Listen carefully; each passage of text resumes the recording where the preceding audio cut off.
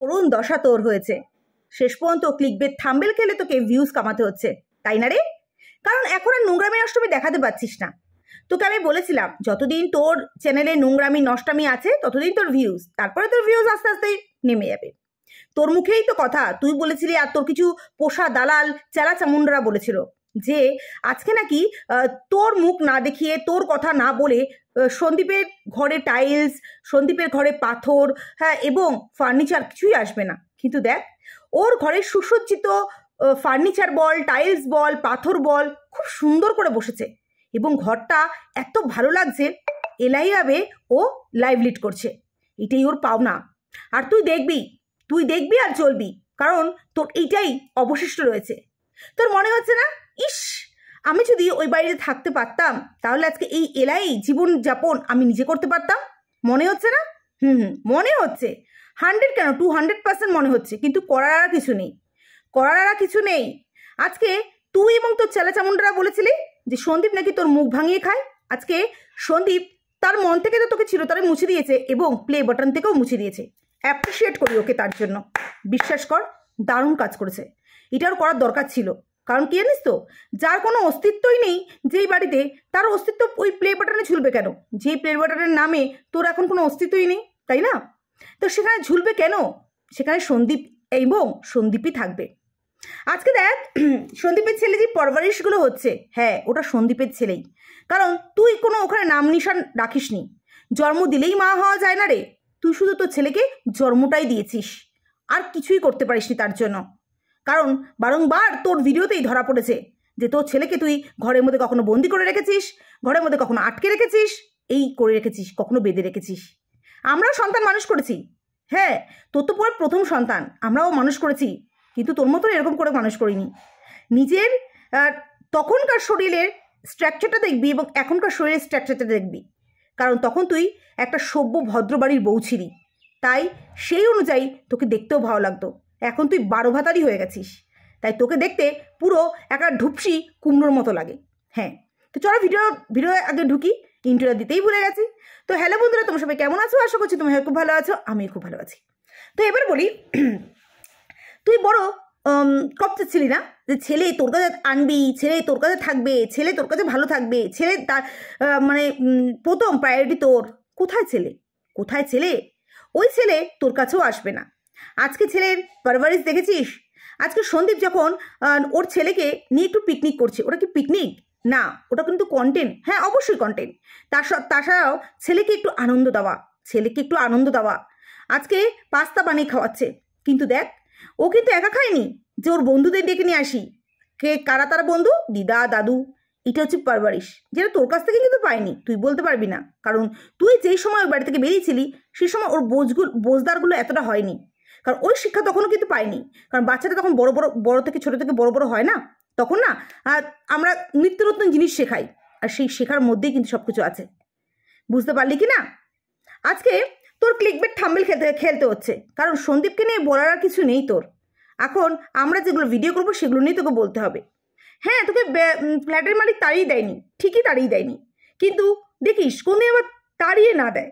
কারণ তুই এখনও ফ্ল্যাটে ঢুকিসনি। এরপর ফ্ল্যাটে ঢুকলে যার ছবি দেখ, কি হাস্যকর ব্যাপার। যাকে নিয়ে তুই বলছিলি কিছু মাস আগে যে তোর মুখ ভাঙিয়ে খেতে হয়, আজকে তার ডকুমেন্টস, তার ছবি বসিয়ে তোকে ফ্ল্যাট ভাড়া নিতে হচ্ছে। বুঝতে পারছিস যে হাসির পাত্রটা অ্যাকচুয়ালি কে পেয়ে গেল? বুঝতে পারছিস কি না? তো এবার বলি যে এই যে ফ্ল্যাটে এখনো ঢুকিসনি, ফ্ল্যাটে না ঢুকেই এখন এই তরবাচ্ছিস এবং ক্লিকবেট থাম্বনেল খেলছিস। আজকে তোকে বের করেনি, কালকে তোকে বের করে দেবে না, তার কোনো মানে আছে কি? আজকে যে এই কথাটা তুই বললি ক্লিকবেট খেললি, কালকে সে কথাটা যদি সত্যি হয়ে যায় তখন কি হবে? লোটা কম্বল নিয়ে কোথায় যাবি? কোথায় আবার আশ্রয় নিবি? নতুন খাট ঢুকছে, নতুন ফার্নিচার ঢুকছে, তাই না? পুরোনোগুলো জিনিসগুলো কোথায়? যে স্ত্রীধনগুলো তুই নিয়ে এসছিস সেগুলো কোথায়? সেগুলো ফোকলার বাড়িতে একেবারে পার্মানেন্ট সেট করে দিয়েছিস। কারণ 1 বছরের এগ্রিমেন্ট, তাই না? 1 বছর না, 11 মাস অ্যাকচুয়ালি থাকে। 11 মাসের এগ্রিমেন্ট সাইন করেছিস সন্দীপকে সাথে রেখে। কিন্তু যখন একটা কথা জানিস কি, যে ফ্ল্যাটে কিন্তু সিসিটিভি ক্যামেরা লাগানো থাকে। যদি না জেনে থাকিস তাহলে ভালো করে জানিয়ে দিচ্ছি সিসিটিভি ক্যামেরা লাগানো থাকে এবং পর পুরুষ যদি বেশি আনাগোনা করে সেটা কিন্তু ফ্ল্যাটের আদার্স মানুষরা কিন্তু সেটা কিন্তু নজরে রাখে এবং তারপরে কিন্তু কি হয় বুঝতেই পারছিস। কারণ বাইরের কোনো মানুষ ঢুকবে এবং সেই পরিবেশ, ওটাও তো একটা সোসাইটি টাইপের পরিবেশ টাইপের, তাই না? কোনো কিছু গন্দা করবে সেটা কিন্তু বাকি মানুষরা সহ্য করবে না। দেখিস তোর আবার অবস্থা ওই ম্যান্ডির মতন আবার ওই কেউ এসে ভিডিও করে ছেয়ে না দেয়। কারণ কি বলতো, সব জায়গায় না আছে, কারণ তুই যেই কাজ করে রেখেছিস সেই কাজের জন্য সব জায়গায় মানুষ ঘোরাফেরা করছে তোর মতো নোংরা মানুষকে ধরার জন্য। তার জন্য এই সমস্ত প্রুফ প্রমাণ আমাদের হাতে চলে আসছে একের পর এক, বুঝতেই পারছিস। তো এবার বলি যে তুই তোর বাড়িতে রান্না হলো, তো রান্নার দায়িত্ব কার কার পড়লো? তোর ঠাকুমা না দিদা, হ্যাঁ ঠাকুমাই, তোর ভাইয়ের, তোর দাদার বউ আর তোর বাবা রাত্রেবেলা রান্না করলো, খাসি মাংস তুই করলি, তোর দাদার বউ কেটে ফেটে দিল, তোর দিদাও কেটে ফেটে দিল, তাই না? 4 জন মানুষ রান্না করতে লাগছে। হ্যাঁ, কিন্তু দেখ খাওয়ার সময় দেখলাম কিন্তু তোর মা একেবারে টুক করে উপর থেকে নেমে টিক করে খেয়ে নিল। আগের দিন তুই বলেছিস যে বাবা মার দায়িত্ব পূরণ করতে হয়, একদম এক্স্যাক্টলি ঠিক কথা বলেছিস, বাবা মার দায়িত্ব পূরণ করতে হয়, কিন্তু সন্তানের দায়িত্ব, একটা মা হয়ে সন্তানের দায়িত্ব কি পূরণ করতে হয় না? হ্যাঁ, সন্তানের দায়িত্ব বেমালুম ভুলে গেলি, তাই না? আজকে একটা সময় এই যে 5টা বছর তুই সংসার করেছিস সন্দীপদের কাছে, সেই সময় তোর মনে হয়নি যে তারা খারাপ, তারা তোকে টর্চার করে, তারা তোকে মানে মেরে কালশিটা পরিয়ে দিয়েছে? সে সময় মনে পড়েনি, কিন্তু যখন তোর নোংরামি নষ্টমিগুলো ধরা পড়েছে দিনের পর দিন তুই নাটক করে ছলনা করে আমি তো এখন মনে করি যে তোর শাশুড়ি মাকে তুই তোর ঘরে নিয়ে শুতে যেতি এই কারণেই, যাতে শাশুড়ি মা শুলে তার পাশে তার ছেড়ে শোয় এবং তুইও তোর এই নটাঙ্কিগুলো, তোর নোংরামিগুলো তুই করতে পারিস, তাই না? এবং সেই জিনিসটাকে তুই কিন্তু পরবর্তীকালে তোর শাশুড়ির নামে নোংরামি ব্লেম দিয়েছিস। আজকে কিন্তু জল করে ভিডিওর মধ্যে, যেটা আমি অনেক দিন আগে আমার আগের চ্যানেলটাতে আমি স্ক্রিন রেকর্ডও দিয়ে দিয়েছি, তুই নিজে বলেছিস যে মা আপনি এই ঘরে একা কেন শোন, এই ঘরে এসি লাগানো আছে, সবাই আমরা একসাথে শোবো, বলেছিলি তো? তোর মুখের কথাই কিন্তু এখনো জল করছে সন্দীপের চ্যানেলে, জল করছে। সেগুলো মানুষ কি করে ভুল বোঝে? আচ্ছা তুই ডেকে নিয়ে গিয়ে, তুই নোংরামি নষ্টমি করার জন্য তুই ডেকে নিয়ে গিয়ে তাকে শুয়েছিস, আর এখন তুই আবার তার নামে নোংরা কথা বলছিস। যখন নাকি তোর নোংরামি ধরা পড়ে গেল তখন তুমি সাধু পুরুষ সাজছো যে আমাকে থাকতে দাও, আমাকে আর একটা মানে সুযোগ দাও। কিসের সুযোগ বলতো, কিসের সুযোগ? আজকে তোর সমস্ত কিছু থাকা সত্ত্বেও তোর অবস্থাটা দেখ, তোর অবস্থাটা তোকে ভাড়া বাড়িতে থাকতে হচ্ছে। কারণ বাইরে তুই যাই দেখাস না কেন, বাপের বাড়িতেও তোর থাকার ঠাঁই হচ্ছে না। কারণ দাদা বৌদি কোনোদিনও মানবে না যে একটা অন্য বাড়ির বউ, হ্যাঁ সে তার নিজের ননদই হোক বা কিছু হোক, তার নিজের সংসার ছেড়ে দিনের পর দিন এখানে পায়ের উপর পা তুলে একটা খাক, কেউ কোনোদিনও চাইবে না। কারণ এখন তারাও পপুলার হয়ে গেছে, ফেস ভ্যালু হয়ে গেছে, এখন তোকে তাড়াতে পারলেই বাঁচে। আর তোর এই অবস্থাটাই হবে, কখনো এখানে লাথি খাবি, কখনো ওখানে লাথি খাবি। তোর প্রিয় দিদিও বলেছিল না, যার সাথে তুই ইন্টু পিন্টু চিন্টু করছিস সে কিন্তু ভালো নয়। তোর অবস্থাটা কোথায় যাবে বুঝতে পারছিস কি? যে তোর অবস্থাটা কোথায় গিয়ে ঠেকবে তুই নিজেও বুঝতে পারছিস না।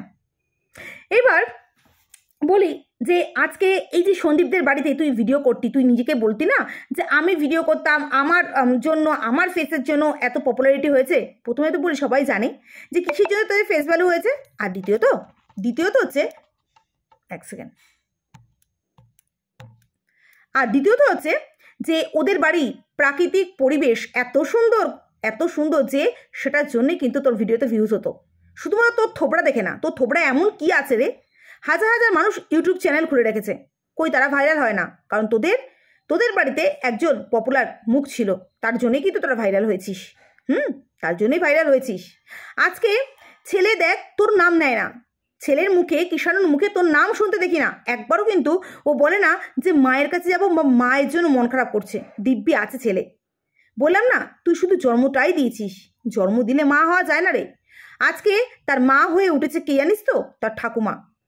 তার যা বয়স হয়েছে, এই বয়সে একটা দুরন্ত ছেলেকে মানুষ করা কতটা যে কষ্টের, কিন্তু উনি দেখ হাসি মুখে প্রতিনিয়ত সে কাজটাকে করে যাচ্ছে।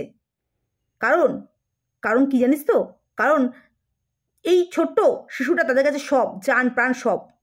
আজকে যারা যে সমস্ত এই পোষা দালালগুলো কুত্তার মতন ভেউ ভেউ করেছিল, দুদিন আগে যে সন্দীপের বাবাকে কেন দেখা যাচ্ছে না, সন্দীপের বাবাকে কোথায় পাঠিয়ে দেওয়া হয়েছে, সন্দীপের বাবার শরীর ভালো না, হ্যাঁ ব্লা ব্লা ব্লা অনেক ধরনের অনেক কথা উঠেছে। তাদেরকে বলি যে এরকম বাবা আর ছেলের মিল তোমাদের মধ্যে আছে কি, সেটা নিজেরা ভাবো তো যে তোমাদের মধ্যে আছে কি না। আজকে বাবার ঘর সাজানোর জন্য ছেলে বাবাকে নিয়ে গেছে ফার্নিচার দেখানোর জন্য, খাট, তারপরে সোফা, বাবা নিজের পছন্দ করে সব কিছু কিনে নিয়ে আসছে। কজন আছে এই দায়িত্বগুলো করে? আজকে এই তবলি নিজে মুখে বলেছিল যে বাবার সাথে সংসার করবে এবং বাবা অর্থাৎ শ্বশুরমশাই এবং সন্দীপকে আলাদা একটা বাড়ি ভাড়া নিয়ে তারা 3 জন থাকবে, তার শাশুড়ি মাকে নেবে না। কিন্তু সেখানে কিন্তু সন্দীপ কথা শোনেনি। কেন শুনবে? যার জন্য জগৎ দেখেছে, যার জন্য আজকে এই পৃথিবীর মুখ দেখেছে, তাকে এক নিমিষে বউয়ের কথায় আলাদা করে দেবে? কেউ করতে পারে? আর সেটা করতে পারেই বলে সেই রাগ, সে ক্ষোভগুলো এইভাবে তুলেছে। পাবি না, ডিভোর্সের জন্য পাবি না, কারণ তুই যা কীর্তি করে রেখেছিস, একটু তো তর্পণা বানতাই হ্যাঁ, তাই না? প্রত্যেক জায়গায় না এই সন্দীপের নাম ভাঙিয়ে তোকে খেতে হবে, মাইন্ড ইট, মনে রাখিস, বুঝতে পারলি? আজকে সন্দীপের কোনো দরকার পড়ে না যে তোর নাম ভাঙিয়ে খাওয়ার। দেখ, তোর নামও নেয় না, তোর কোনো কিছু করেও না, কোনো কিছু বলেও না, কিন্তু ভিডিওতে একেবারে যেরকম করে ওর ভিউজ হতো সেই ভিউজই হয়ে যাচ্ছে। না খেতে পেয়ে মরবে না, কিন্তু তোর চ্যানেলে যতদিন নোংরামি দেখাবি, কারণ তোর চ্যানেলটা নোংরাই ভরা, তোর চ্যানেলটা খুলেছিস প্রথম থেকে, যতদিন তুই করবি নোংরামিতে ভরা থাকবে। নোংরামি ছাড়া তোর চ্যানেলে কিচ্ছু নেই। তাই নোংরামি দেখিয়ে তোর ভিডিওতে ভিউজ কামাতে হবে, সৎ পথে কোনোদিনও কামাতে পারবি না। কিন্তু সৎ পথে সন্দীপরা কামাবে, সন্দীপের হবে আগামী দিনে। তুই সেটেল হয়ে গেছিস, ও সেটেল হবে, কারণ একাকিত্ব জীবন তো ও আর পালন করবে না, কারণ বয়স ওর তেমন হয়নি। ও করবে, তবে সুখে করবে। তোর মতন একটা মেয়ের 5 বছর ধরে আমি বলবো তোর জীবন না, আচ্ছা সন্দীপের জীবনটা নষ্ট হয়েছে। এবং তোর যে শুভাকাঙ্ক্ষীরা বারে বারে ওই হুক্কা হুয়া করে শিয়ালের মতন শুধুমাত্র চিল্লিয়ে যাচ্ছে, তাদেরকে বলতে চাই, কোথায় ছিল তোমাদের এই ভাষণ, যে ভাষণগুলো তোমরা এখন বরাবরের জন্য দিয়ে যাচ্ছ, যে এই ছোট্ট বাচ্চা মেয়েটাকে, হাঁটুর বয়সী মেয়েটাকে বাঁচতে দাও, তাই নাকি? হাঁটুর বয়সী মেয়ে যখন নাকি ইন্টু পিন্টু চিন্টু করেছিল, যখন নোংরামি করেছিল, নষ্টামি করেছিল, তখন তোমাদের এই বাক্যগুলো কোথায় ছিল? তখন হাঁটুর বয়সী ছিল না। এখন হাঁটুর বয়সী মেয়েকে বাঁচতে দেওয়ার কথা মনে হচ্ছে, যখন নাকি সেই রাতের কথা মনে পড়ে না, যেই রাতে সন্দীপকে বাড়ি ছাড়া করেছিল, সন্দীপ ভয়ে তার ছেলেকে নিয়ে ঘুরে বেরিয়েছিল, যখন মিথ্যে ব্লেমে সন্দীপকে ফাঁসানো হচ্ছিল। কোথায় ছিল তোমাদের সেই বাতলিংগুলো?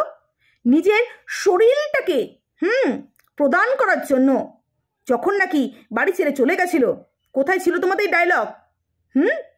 যখন নাকি সন্দীপের মায়ের পেট নিয়ে নোংরামি কথা বলা হয়েছিল, সন্দীপের মা ভালো না সেই কথা বলা হয়েছিল, কোথায় ছিল তখন তোমাদের সেই ডায়লগ?